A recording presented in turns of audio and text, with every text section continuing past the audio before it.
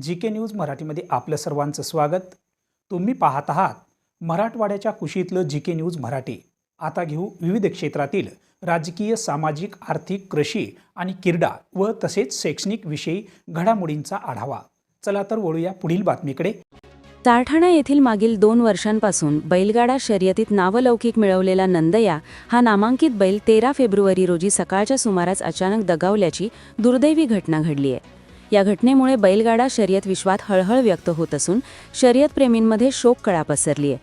बातमी कळताच परिसरातील शेकडो शर्यतप्रेमींनी चारठाणा येथे धाव घेत ऋषी दिनकर देशमुख यांच्या शेतावर मोठी गर्दी केली होती। दुपारी 12 वाजण्याच्या सुमारास शेतावरच नंदयाचे अंत्यसंस्कार करण्यात आले। चारठाणा येथील ऋषी दिनकर देशमुख यांनी 2 वर्षांपूर्वी घेडेगाव येथून सुमारे 46,000 रुपयांना नंदया हा बैल खरेदी केला होता।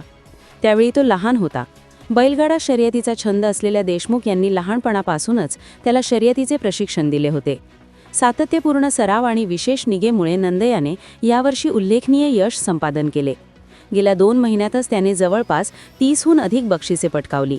त्यामध्ये आडोळ तालुका सेनगाव येथे द्वितीय क्रमांक, धारूर तालुक्यातील कासारी, वसमत तालुक्यातील वाई, औंढा तालुक्यातील पिपळदरी व नागझरी औंढा तालुक्यातील बाराशिव व नांदेडच्या काळेश्वर येथे प्रथम क्रमांक मिळवत त्यांनी आपली छाप उमटवली होती। नंदयाला दररोज हिंदकेसरी नावाचा विशेष खुराक दिला जात होता।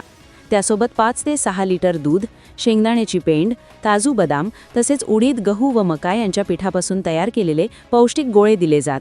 सकाळ सायंकाळ शेतावरच नियमित सराव घेतला जात होता। उत्तम देखभाल आणि मेहनतीमुळे तो अल्पावधीतच राज्यभर प्रसिद्ध झाला होता। नंदया बैलासाठी सुमारे 14 लाख रुपयांची मागणी आली होती, मात्र त्याला विक्रीस नकार देत मालक ऋषी देशमुख यांनी आपली भावना व्यक्त करताना ते म्हणाले की बैलगाडा शर्यत हा माझा छंद आहे। मागील 2 वर्षात नंदयासोबत निर्माण झालेली आपुलकी आणि त्याच्यामुळे मिळालेला नावलौकिक हा पैशापेक्षा कितीतरी मोठा आहे। ज्याच्यामुळे माझे नाव झाले त्याच्यापुढे पैशाची किंमत शून्य आहे, असे त्यांनी सांगितले। नंदयाच्या अकाली जाण्याने बैलगाडा शर्यत विश्वात मोठी पोकळी निर्माण झाली असून चारठाणा परिसरात शोक व्यक्त केला जात आहे। ब्युरो रिपोर्ट, जी के न्यूज, परभणी। तुम्ही पाहत आहात महाराष्ट्राच्या कुशीतलं जी के न्यूज मराठी। सात जनतेची, भूमी महाराष्ट्राची।